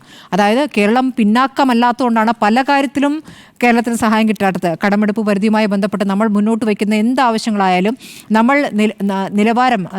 ജീവിത നിലവാരം കൊണ്ട് ഉയർന്നു നിൽക്കുന്നു എന്നുള്ളതുകൊണ്ട് പല സഹായങ്ങളും നമുക്ക് നിഷേധിക്കപ്പെടുകയാണ്. അപ്പോൾ പിന്നാക്കം പോയി കാണിക്കൂ എന്ന് കേരളത്തിൽ നിന്ന് പോയിരിക്കുന്ന ഒരു സഹമന്ത്രി പറയുമ്പോൾ അത് കേരളം എങ്ങനെ കാണുന്നു എന്ന് കൂടി പ്രധാനപ്പെട്ട വിഷയമായി നിൽക്കുകയാണ്. പിന്നെ ഒന്ന് ഈ വന്യമൃഗ ആക്രമണങ്ങളുമായി ബന്ധപ്പെട്ട ഒരു വലിയ സഹായം നമ്മൾ ആവശ്യപ്പെട്ടിരുന്നു. എന്നും എന്ന പോലെ ഇവിടെ മൃഗങ്ങളുടെ ആക്രമണം നടന്നുകൊണ്ടിരിക്കുകയാണ്. ഈ മൃഗങ്ങളെ കൊല്ലണമെങ്കിൽ കേന്ദ്രത്തിൻ്റെ നിയമം വരണം, തീരുമാനം വരണം. അതുണ്ടായിട്ടില്ല, ധനസഹായം ഉണ്ടായിട്ടില്ല. അപ്പോൾ അത് ഇവിടെ ആവശ്യപ്പെടുമ്പോൾ ഇവിടെ ക്രിസ്ത്യൻ വോട്ടുകളടക്കം വാങ്ങാൻ വേണ്ടി BJP നടത്തിക്കൊണ്ടിരിക്കുന്ന ശ്രമങ്ങൾ ഒരു ഘട്ടം വരെ അവർ വിജയിച്ച ഒരു സാഹചര്യം കൂടിയാണല്ലോ. അപ്പോൾ സഭകളടക്കം സമരത്തിലേക്ക് വന്നിരിക്കുന്ന ഒരു വിഷയമാണിത്. അപ്പോൾ അത് അവരെടുക്കുന്ന നിലപാടും ഇതിൽ പ്രധാനമാകും. എന്ത് ചെയ്തു, അതുപോലെ റബ്ബർ കർഷകരുടെ കാര്യത്തിൽ എന്ത് ചെയ്തു എന്നുള്ള കാര്യം ഇതൊന്നും തന്നെ നൽകിയിട്ടില്ല. നമ്മൾ മുന്നോട്ട് വെച്ചിരുന്ന എയിംസ് അടക്കമുള്ള കാര്യങ്ങൾ അവിടെ ഇല്ല. ആകെ IIT-ക്കുള്ള പാലക്കാടിനുള്ള ഒരു സഹായം, പാലക്കാട് എന്നൊരു ജില്ലയുടെ പേര് അവിടെ പറഞ്ഞു പോകുന്നതിന് ഒഴിച്ചാൽ കേരളവുമായി ബന്ധപ്പെട്ട് ഒന്നുമില്ല എന്നുള്ളതാണ്. ഇവിടെ കോർപ്പറേറ്റുകൾക്ക് കൂടുതൽ സഹായങ്ങൾ, അല്ലെങ്കിൽ കോർപ്പറേറ്റുകളെ സഹായിക്കുന്ന രീതിയിലാണ് സർക്കാർ പ്രവർത്തിക്കുന്നത്. താഴേക്ക് പാവപ്പെട്ടവർക്ക് ഒരു തരത്തിലും ഗുണം ലഭിക്കുന്നില്ല എന്ന് സാമ്പത്തിക സർവേ തന്നെ പറയുന്നുണ്ട്. അപ്പോൾ ആ സാമ്പത്തിക സർവേ പറഞ്ഞ കാര്യങ്ങളോട് അത് എത്രത്തോളം പരിഗണിച്ചിരിക്കുന്നു എന്നൊരു കാര്യം കൂടി ഉണ്ടല്ലോ. അങ്ങനെ ഒരു പരിഗണന ഉണ്ടായിട്ടുണ്ടോ എന്നുള്ളതാണ്. ഇപ്പോൾ ഈ മിഡിൽ ക്ലാസിൻ്റെ കാര്യം പറയുമ്പോഴും താഴെ തട്ടുള്ള പാവങ്ങൾക്ക് എന്തൊക്കെ കാര്യങ്ങൾ ഗുണം കിട്ടുന്നു, അങ്ങനെയുള്ള പ്രഖ്യാപനങ്ങൾ ഈ ബജറ്റിൽ കണ്ടിട്ടില്ല. അതിന്റെ കാരണം എന്താണ്? GST-യിൽ ഇളവ് നൽകിയാൽ മാത്രമേ നിങ്ങൾക്ക് താഴെത്തട്ടിലുള്ള ആളുകൾക്ക് എന്തെങ്കിലും നേട്ടം ഉണ്ടാവൂ. അതേസമയം ഇവിടെ എന്താ സംഭവിച്ചിരിക്കുന്നത്? ഇൻകം ടാക്സിന്റെ ഹയർ സ്ലാബിലാണ് ഇളവ് നൽകിയിരിക്കുന്നത്. അപ്പോൾ സ്വാഭാവികമായും താഴെത്തട്ടിൽ അതിന്റെ ഗുണം വരില്ല. അതെ, അതുപോലെ ഈ കോർപ്പറേറ്റ് ടാക്സിന്റെ കാര്യത്തിൽ ഇപ്പോൾ ഒരു വ്യത്യാസം വരുത്തിയിട്ടില്ല. 17% എന്നുള്ളത് അത് അങ്ങനെ തന്നെ നിൽക്കുകയാണ്, ഒരു മാറ്റവും വരുത്തിയിട്ടില്ല എന്നുള്ളതാണ്. അപ്പോൾ പൊതുവേ ബജറ്റ് ഈ പറയുന്ന ആദായ നികുതി ഇളവിൽ മാത്രം ചർച്ചകൾ നിർത്തിക്കൊണ്ട് ഒരു തരത്തിൽ ഇടത്തരക്കാർക്ക് സന്തോഷിക്കാം, അതിൽ തെറ്റില്ല. ആ വിഭാഗം അതിന് സ്വാഗതം ചെയ്യുന്നു. പക്ഷെ അത് വളരെ ചെറിയൊരു ന്യൂനപക്ഷമാണ് എന്നുള്ളതാണ് നമ്മുടെ 1 ലക്ഷം കോടി രൂപയ്ക്ക് വേണ്ടി അവർക്ക് വേണ്ടി ഇടത്തരക്കാർക്ക് വേണ്ടി കൊടുക്കുമ്പോൾ ബാക്കിയുള്ളവർ എന്തുകൊണ്ട് അവഗണിച്ചു എന്നുള്ളത്. അതെ, 7.28 കോടി പേരാണ് ITR ഫയൽ ചെയ്തിട്ടുള്ളത്. അതായത് 10% പേർ, ഈ 140 കോടിയിൽ 10% പേർ ഫയൽ ചെയ്തവരുടെ കണക്കാണ്. മാത്രമാണ് അത്രയും. അതിപ്പോൾ ഏറ്റവും ഒടുവിൽ 8.3 കോടിയായിട്ട് മാറിയിട്ടുണ്ട്. പക്ഷേ നോക്കൂ, അതിൽ തന്നെ ടാക്സ് കൊടുക്കുന്ന 2 കോടിയാണ്. ഇതിലേറെ കൗതുകരമായ കാര്യമുണ്ട്. CSDS കഴിഞ്ഞ സർവേ പഠനത്തിൽ പറയുന്നുണ്ട് 2024 ലോക്സഭാ തെരഞ്ഞെടുപ്പിൽ 3% വരുന്ന മിഡിൽ ക്ലാസിന്റെ വോട്ട് ഷിഫ്റ്റ് BJP-യിൽ നടന്നുപോയിട്ടുണ്ട്. ഈ വോട്ടിനെ തിരിച്ചു കൊണ്ടുവരിക ഒരു രാഷ്ട്രീയ തന്ത്രമുണ്ട് എന്നുള്ളതാണ്. നോക്കൂ, ബീഹാറിന് മഖാന ബോർഡ് കൊടുക്കുന്നു, ബീഹാർ കാർഷിക ബോർഡ് കൊടുക്കുന്നു, പറ്റ്ന IIT-യുടെ വികസനം കൊടുക്കുന്നു, national institute of food and technology കൊടുക്കുന്നു, ബിഹ്തയിൽ ഗ്രീൻഫീൽഡ് വിമാനത്താവളം കൊണ്ടുവരാൻ പോകുന്നു. 8 തവണ ബീഹാറിനെ തലോടുന്ന ബജറ്റ് ഒരു തവണ പോലും കേരളത്തെ തലോടുന്നില്ല. പാലക്കാട് IIT-യുടെ പേര് മാത്രമാണ് അവിടെ പറഞ്ഞു പോകുന്നത്. കേരളം എന്ന പേര് പോലും എനിക്ക് തോന്നുന്നു ഈ ബഡ്ജറ്റിൽ ഉണ്ട് എന്ന് എനിക്ക് തോന്നുന്നില്ല. സമ്മതിച്ചു. പക്ഷേ പ്രശ്നം എന്താ അറിയാം, ഇനിയിപ്പോൾ അതിനകത്ത് നേരത്തെ സ്മൃതി പറഞ്ഞില്ലേ 24,000 കോടിയുടെ ഒരു ആവശ്യം കേരളം മുന്നോട്ട് വെച്ചു. ഈ 24,000 കോടിയുടെ ആവശ്യം കേരളം മുന്നോട്ട് വയ്ക്കുന്ന എന്തിന്റെ അടിസ്ഥാനത്തിലാണ്? നമുക്ക് GST-യുടെ കോമ്പൻസേഷൻ കിട്ടാതാകുന്നതോടുകൂടി നമുക്കുണ്ടായിട്ടുള്ള സാമ്പത്തിക ഞെരുക്കം പരിഹരിക്കുന്നതിന് വേണ്ടിയിട്ടാണ് ഈ 24,000 4000 കോടിയുടെ പാക്കേജ് ചോദിക്കുന്നത്. അതിന് പുറത്താണ് നമ്മൾ ഈ വിഴിഞ്ഞത്തിന് 5000 കോടി ചോദിച്ചത്, 1000 കോടി വന്യജീവി വിഷയത്തിൽ 2000 ചൂരൽ, അതെ, അതേപോലെ തന്നെ പിന്നെ 1000 കോടി നമ്മൾ റബ്ബറിന് ചോദിച്ചത്. അതൊക്കെ ഇതിന് പുറത്താണ്. ഇനിയിപ്പോൾ വരാൻ പോകുന്നൊരു കണക്ക് ഞാൻ പറയാം. നമുക്ക് ഈ വർഷം കിട്ടാൻ പോകുന്ന നികുതി തുക എത്രയാണെന്നറിയോ? GST compensation എത്രയാണെന്നറിയോ? 27,382 കോടി. ഇതിപ്പോൾ രാജ്യ സർക്കാർ പുറത്തുവിട്ടിരിക്കുന്ന കണക്കാണ്. അതായത് നമ്മുടെ corporation tax, income tax, central GST, customs, union excise, other taxes, ഇതെല്ലാം കൂടി ചേർത്ത് നമുക്ക് വരാൻ പോകുന്നത് 27,382 കോടിയാണ്. അത് നമുക്ക് അർഹതപ്പെട്ടത്. അതായത് അത് എത്ര പെർസെൻറ്റേജ് ആണെന്ന് കൂടി പറയാം. 1.925%. ഒന്നും മാറ്റിയിട്ടില്ല. നമ്മുടെ ആവശ്യം എന്തായിരുന്നു? നമുക്ക് കിട്ടുന്ന കേന്ദ്ര വിഹിതത്തിന്റെ പെർസെൻറ്റേജ് വർദ്ധിപ്പിക്കണം. 3.5% 1.925 ആയിരിക്കുന്നത്. അതെ, അത് തന്നെയാണ് തരാൻ പോകുന്നത്. അപ്പം നമുക്ക് കിട്ടാൻ പോകുന്നത് 27,382 കോടിയാണ്. ഇനി ഇതിനകത്ത് വേറെ കൗതുകരമായ ഒരു കാര്യം, അങ്ങേയറ്റം പരിഹാസ്യമാണ് ജോർജ് കുര്യന്റെ പറച്ചിൽ. ഈ സംസ്ഥാനത്ത് നിന്നുകൊണ്ട് ഈ സംസ്ഥാനത്തിന്റെ പുരോഗതിയുടെ ഗുണഭോക്താവ് അദ്ദേഹം കൂടിയാണല്ലോ, അദ്ദേഹത്തിന്റെ കുടുംബവും അദ്ദേഹവും ഒക്കെ. പിന്നെ ഈ പറയുന്ന സംസ്ഥാനത്തിന്റെ പുരോഗതിയുടെ ഗുണഭോക്താവാണ് ഞാനും, എൻ്റെ കുടുംബവും ഈ സംസ്ഥാനത്തിനുണ്ടായിട്ടുള്ള പുരോഗതിയുടെ ഗുണഭോക്താവാണ് നിങ്ങളൊക്കെ. അങ്ങനെ തന്നെയാണ്. നമ്മൾ നല്ല പരിസര ശുചീകരണമുള്ള, നല്ല പിന്നെ വിദ്യാഭ്യാസ സ്ഥാപനങ്ങളുള്ള, അങ്ങനെയൊക്കെയുള്ള ഒരു നല്ല ആരോഗ്യ പിന്നെ രംഗമുള്ള ഒരു സ്ഥലത്ത് തന്നെയാണ് നമ്മളൊക്കെ ജീവിച്ചുകൊണ്ടിരിക്കുന്നത്. നമ്മൾ വളരെ മുന്നോട്ട് പോയിട്ടുണ്ട് ഒരു സംസ്ഥാനം എന്നുള്ള നിലയ്ക്ക്. ഇത് നമ്മൾ പിന്നാക്കമായി പ്രഖ്യാപിച്ചാലേ നമുക്ക് ഈ പറയുന്ന പലതും കിട്ടുമെന്ന് പറയുമ്പം, ഇന്ന് ബാലഗോപാൽ പറയുന്നൊരു കാര്യമുണ്ട്, ഈ ടിങ്കറിംഗ് ലാബ് കൊണ്ടിരുന്നു. ഒരു പ്രധാനപ്പെട്ട പദ്ധതിയാണ് ഈ സംസ്ഥാനത്തെ രാജ്യത്ത് ടിങ്കറിംഗ് ലാബ് കൊണ്ടിരുന്നു എന്ന് പറയുമ്പോൾ നമ്മളത് നടപ്പാക്കി കഴിഞ്ഞിരിക്കുന്നു എന്നുള്ളതാണ്. ഇനി വേറെ കാര്യമുണ്ട്, ഹയർ സെക്കൻഡറി വിദ്യാലയങ്ങളിലേക്ക് കംപ്ലീറ്റ് ഇന്റർനെറ്റ് കണക്ടിവിറ്റി ഉണ്ടാക്കാനായിട്ടുള്ള പദ്ധതി പ്രഖ്യാപിക്കുന്നു. കേരളത്തിലെ പ്രൈമറി സ്കൂളുകളിൽ പിന്നെ ഈ പറയുന്ന ഇന്റർനെറ്റ് കണക്ടിവിറ്റി ആയിരിക്കുന്നു. ഇതിനൊക്കെ ഈ പറയുന്ന 500 കോടിയൊക്കെ കിട്ടാൻ നമുക്ക്. പക്ഷേ പ്രശ്നം എന്താ അറിയാം, ഇത് നമ്മൾ കംപ്ലീറ്റ് ചെയ്തിരിക്കുന്നതുകൊണ്ട് നമുക്ക് ഈ പൈസ കിട്ടില്ല. ഇങ്ങനെ പലതും നമുക്ക് നഷ്ടമാകുന്നുള്ളതുകൊണ്ട് നമ്മൾ മുന്നോട്ട് പോകുമ്പോൾ നമുക്ക് പലതും നഷ്ടമാകുന്നുള്ള പ്രശ്നമുണ്ട്. പക്ഷേ അവിടെ എങ്ങനെയാണ് ആ കോമ്പൻസേഷൻ വരേണ്ടത്? നമുക്ക് ഈ പറയുന്ന GST കോമ്പൻസേഷനകത്തുമൊക്കെ നമ്മുടെ വിഹിതം വർദ്ധിപ്പിച്ചുകൊണ്ട് അത് മാനേജ് ചെയ്യുക എന്നുള്ളതാണ് ചെയ്യേണ്ടത്. കാരണം വെച്ചാൽ പല പദ്ധതികളുടെയും ഗുണഭോക്താക്കളല്ല നമ്മൾ, അത് സത്യമാണ്. ഇപ്പം വടക്ക് കിഴക്കൻ സംസ്ഥാനങ്ങളിലൊക്കെ ഇൻഫ്രാസ്ട്രക്ചർ ഡെവലപ്മെൻറ്റ് എന്നൊക്കെ പറയുന്നത് വളരെ സീരിയസ് ആയിട്ടുള്ള ഇഷ്യൂ ആണ്. അത് അവർ കൊടുക്കുകയും വേണം. അങ്ങനെ കൊടുക്കുമ്പോൾ ഇപ്പുറത്ത് നമ്മുടെ സംസ്ഥാനത്ത് നമ്മൾ വരുത്തിയിട്ടുള്ള ഈ പറയുന്ന പുരോഗതിയുടെ അടിസ്ഥാനത്തിൽ നമുക്ക് കിട്ടാതെ പോകുന്ന ഫണ്ട് വേറെ ഏതെങ്കിലും തരത്തിൽ കോമ്പൻസേറ്റ് ചെയ്യപ്പെടണം. അങ്ങനെയാണ് നമ്മൾ സന്തുലിതമായ വികസനം എന്ന് പറയുന്നത്. അവിടെയാണ് ഇതിന് വലിയൊരു അവഗണന ഉണ്ടായിരിക്കുന്നത്. നോക്കൂ, 2000 കോടി രൂപ നമ്മൾ ചൂരൽമല മുണ്ടക്കൈ ദുരന്തവുമായിട്ട് ബന്ധപ്പെട്ട് സ്പെഷ്യൽ പാക്കേജായിട്ട് പ്രഖ്യാപിക്കുമെന്ന് കരുതി ഇതുവരെയും പ്രഖ്യാപിച്ചിട്ടില്ല. ഇത് ഈ ബജറ്റ് ഉണ്ടാവുന്ന അങ്ങനെയാണല്ലോ ബീഹാറിന് പ്രഖ്യാപിച്ചത്, അങ്ങനെയാണല്ലോ 2024 ആന്ധ്രാപ്രദേശിന് പ്രഖ്യാപിച്ചത്. അപ്പോൾ ഇക്കുറിയും അങ്ങനെ നമ്മൾ പ്രഖ്യാപിക്കുമെന്ന് പ്രതീക്ഷിച്ചു, അതുണ്ടായില്ല. എന്നെ അതിനകത്ത് വിഷമിപ്പിക്കുന്ന ഒരു കാര്യം, നമ്മൾ കാലാവസ്ഥാ വ്യതിയാനത്തെക്കുറിച്ചുള്ള പഠനങ്ങൾ നടപ്പാക്കുന്നതും അതിൻ്റെ മുന്നറിയിപ്പ് സിസ്റ്റങ്ങൾ കൊണ്ടുവരുന്നതിനുമായി 4500 കോടി രൂപയുടെ ഒരു പാക്കേജ് ആവശ്യം. ആ പാക്കേജ് പോലും വയനാട് ചൂരൽമല മുണ്ടക്കൈ ദുരന്തത്തിൻ്റെ പശ്ചാത്തലത്തിൽ അനുവദിച്ചിട്ടില്ല എന്നുള്ളതാണ്.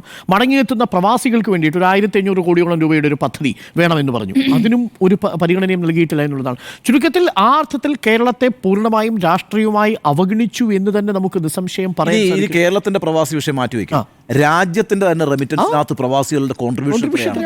കേരളം ഒരു പ്രധാനപ്പെട്ട പ്രശ്നമാണ്. കേരളത്തിൽ ഒരുപാട് ആളുകൾ പ്രവാസികളായിട്ടുണ്ട്. കേരളത്തിൽ നിന്ന് മാത്രമേ ഉള്ളൂ പ്രവാസികൾ. മഹാരാഷ്ട്രയിൽ നിന്ന് എത്ര പ്രവാസികളാണെന്ന് അറിയാവോ? കേരളത്തെക്കാൾ കൂടുതൽ പ്രവാസികളായിട്ട് പോകുന്നത് മഹാരാഷ്ട്രക്കാരാണ്. അങ്ങനെ പല സംസ്ഥാനങ്ങളിൽ നിന്ന് പ്രവാസികളായി പോയിട്ട് അവരയക്കുന്ന പണം ഇന്ത്യയുടെ സമ്പദ് വ്യവസ്ഥയ്ക്ക് വലിയ കോൺട്രിബ്യൂഷനാണ്. മാത്രമല്ല ഒരു പദ്ധതിയില്ല. ജനസംഖ്യാനുപാതികമായി നോക്കിയാൽ ഇന്ത്യക്ക് കേരളത്തിന് 73,000 കോടി രൂപയുടെ കേന്ദ്ര സഹായം കിട്ടേണ്ടതാണ്. പക്ഷേ ഇപ്പോൾ ആകെ കിട്ടാൻ പോകുന്നത് 27,000 കോടിയാണ്. പല സംസ്ഥാനങ്ങൾക്കും ഇത് പ്രശ്നമുണ്ട്. കഴിഞ്ഞ തവണ സംസ്ഥാനങ്ങൾക്ക് നൽകേണ്ടിയിരുന്ന 1,12,000 കോടി രൂപ കേന്ദ്രം നൽകിയിട്ടേ ഇല്ല. മാത്രമല്ല നമ്മൾ കഴിഞ്ഞ വർഷത്തെ കണക്കെടുത്ത് നോക്കിയാൽ 2023-24 മാത്രം കണക്കെടുത്ത് നോക്കിയാൽ കേന്ദ്ര സർക്കാർ നൽകുന്ന ധനസഹായത്തിൽ 1642 കോടി രൂപയുടെ നഷ്ടമുണ്ടായിട്ടുണ്ട്. നേരത്തെ പറഞ്ഞ ഈ GST കോമ്പൻസേഷൻ അടക്കം പരിഹരിക്കുന്നതിന് വേണ്ടി 24,000 കോടി ആവശ്യപ്പെടുന്നു. അപ്പോൾ കേരളത്തിന്റെ എല്ലാ ആവശ്യങ്ങളും റീജിയണൽ ക്യാൻസർ സെന്ററിന് വേണ്ടിയിട്ട് നമ്മൾ ആവശ്യപ്പെട്ടു, അത് കിട്ടിയില്ല. എയിംസ് എത്ര കാലമായിട്ട് തുടരുക, സ്ഥലമെടുത്തിട്ടിരിക്കുക നമ്മൾ. അതായത് 2014 മറ്റോ അരുൺ ജെയ്റ്റ്ലി മന്ത്രിയായിരിക്കുന്ന ധനകാര്യമന്ത്രിയായിരിക്കുന്ന സമയത്ത് പ്രഖ്യാപിച്ച ഒരു വാഗ്ദാനമാണ്. ആ എയിംസ് എന്നുള്ളത് നടപ്പിലാക്കാൻ കഴിഞ്ഞിട്ടില്ല. സംസ്ഥാനങ്ങൾ നടപ്പിലാക്കി കഴിഞ്ഞു. അതെ, ബാലഗോപാൽ ചൂണ്ടിക്കാണിച്ച വേറൊരു വിഷയം അത് നമ്മുടെ ശ്രദ്ധയിൽ വരേണ്ടതാണ്. അതായത് ഇവർ പിന്നെ നിർമ്മലാ സീതാരാമൻ ബജറ്റിൻ്റെ തുടക്കത്തിൽ പറയുന്നുണ്ടല്ലോ 4 എഞ്ചിൻസാണ് ഈ എക്കണോമിയെ മുന്നോട്ട് കൊണ്ടുപോകുക. അഗ്രികൾച്ചർ, ഇൻവെസ്റ്റ്മെൻറ്റ്, അതിനകത്ത് എക്സ്പോർട്ട് വളരെ പ്രധാനപ്പെട്ട കാര്യമായിട്ട് വരുന്നു അല്ലേ. ആ എക്സ്പോർട്ടിന് വർദ്ധിപ്പിക്കുന്നതിൻ്റെ ഭാഗമായിട്ട് നമുക്ക് വലിയ പോർട്ടുകൾ ഡെവലപ്പ് ചെയ്യണമല്ലോ. അങ്ങനെ ഇന്ത്യയിൽ തന്നെ ഡെവലപ്പ് ചെയ്യുന്ന ഏറ്റവും പ്രധാനപ്പെട്ട പോർട്ടാണ് വിഴിഞ്ഞം. അത് കേരളത്തിൻ്റെ പ്രോജക്റ്റ് നിങ്ങൾ കാണണ്ട. കേരളത്തിന്റെ പ്രോജക്റ്റ് അല്ലല്ലോ അത്. നീ അത് പറ- രാജ്യത്തിന്റെ അല്ല, വരുന്ന സമയത്ത് project അല്ലേ? രാജ്യത്തിന്റെ നോക്കൂ, പ്രോജക്റ്റ് ആയിരുന്നു. വരുന്ന സമയത്ത് അങ്ങനെയാണ് പറഞ്ഞത്. ലയബിലിറ്റി ഗ്യാപ്പ് ഫണ്ടായിട്ട് കിട്ടേണ്ട 817 കോടി രൂപ പോലും ലോണായിട്ട് കൊടുക്കാമെന്നാണ് കേന്ദ്ര സർക്കാർ പറഞ്ഞിരിക്കുന്നത്. അതെ. ആ അവസ്ഥയിലാണ്. അവിടെ 5000 കോടി നമ്മൾ ചോദിച്ചാൽ കിട്ടുമെന്ന് പ്രതീക്ഷിച്ചിട്ടല്ല, എങ്കിലും ചോദിക്കണമല്ലോ, ചോദിച്ചു, അത്ര തന്നെ. അത് ഇത് നമുക്ക് ഇടവേള മുഖ്യമന്ത്രി കൂടി- പറഞ്ഞാണ് കറക്റ്റ്. അവഗണനയുടെ രാഷ്ട്രീയ രേഖയാണ്. അപ്പോൾ നമുക്കൊരു ചെറിയ തലക്കെട്ടിന് വേണ്ടി മാത്രമുള്ള ബജറ്റാണോ എന്നാണ് നമ്മൾ ചർച്ച ചെയ്തത്. നേരത്തെ സൂചിപ്പിച്ച ഈ ജോർജ് കുര്യന്റെ ഒരു സ്റ്റേറ്റ്മെന്റ് അത്യന്തം അപഹാസ്യമാണ് എന്നുകൂടിയാണ് എൻ്റെയും അഭിപ്രായം. അപലപനീയമാണ്. അപലപനീയമാണ് എന്നുള്ളതാണ്. നിങ്ങൾ നമ്മുടെ നാട് ഇത്ര വികസിച്ചു പോയല്ലോ, അതുകൊണ്ടൊന്നും കിട്ടിയില്ല എന്ന് പറഞ്ഞാൽ തോറ്റാലേ കിട്ടൂ എന്ന് പറയുന്ന അവസ്ഥ ഇനിയെങ്കിലും കേരളത്തിൽ നിന്ന് പോയ മന്ത്രിമാർ, കേന്ദ്രമന്ത്രിമാർ മാറ്റണം. നമ്മുടെ നാട് വികസിച്ചു പോയത് കൊണ്ടൊന്നും കിട്ടില്ല എന്ന് പറയുമ്പോൾ നമ്മൾ ചോദിക്കുന്നത് ഏതെങ്കിലും തരത്തിലുള്ള ഔദാര്യമല്ല, അത് നമ്മളുടെ അവകാശമാണ്. നമ്മുടെ നാട്ടിൽ നിന്ന് പിരിച്ചുകൊണ്ടു പോകുന്ന നികുതി പണത്തിൻ്റെ പകുതിയെങ്കിലും നമുക്ക് അവകാശപ്പെട്ടതാണ്. അത് നമ്മുടെ നാട്ടിലെ കുട്ടികൾക്ക് പഠിക്കാനുള്ള, നമ്മുടെ നാട്ടിലെ വികസനത്തിന് വേണ്ടിയുള്ള പണമാണ് എന്നുള്ളത് ഈ മന്ത്രി ഇനി എന്ന് മനസ്സിലാക്കുമെന്ന് നമുക്കറിയില്ല. എല്ലാ മേഖലയിലും മുന്നോക്കം നിൽക്കുന്നില്ലേ, അതുകൊണ്ട് പിന്നാക്കം വരട്ടെ, അപ്പോൾ നമ്മൾ പരിഗണിക്കാമെന്ന് പറഞ്ഞാൽ ഈ നാട് പിന്നാക്കം പോകാൻ ആഗ്രഹിക്കുന്നുവെന്ന വ്യാഖ്യാനം കൂടി ആളുകൾ നൽകും. കേന്ദ്രത്തിൻ്റെ ഒരു പരിഗണന കിട്ടണമെങ്കിൽ അങ്ങനെ ആകാൻ പാടില്ല എന്ന് മാത്രം സൂചിപ്പിച്ചുകൊണ്ട് നമുക്കതിൻ്റെ ഉത്തരത്തിലേക്ക് വരാം. 3 പേരുടെയും അഭിപ്രായം യെസ് എന്ന് തന്നെയാണ്.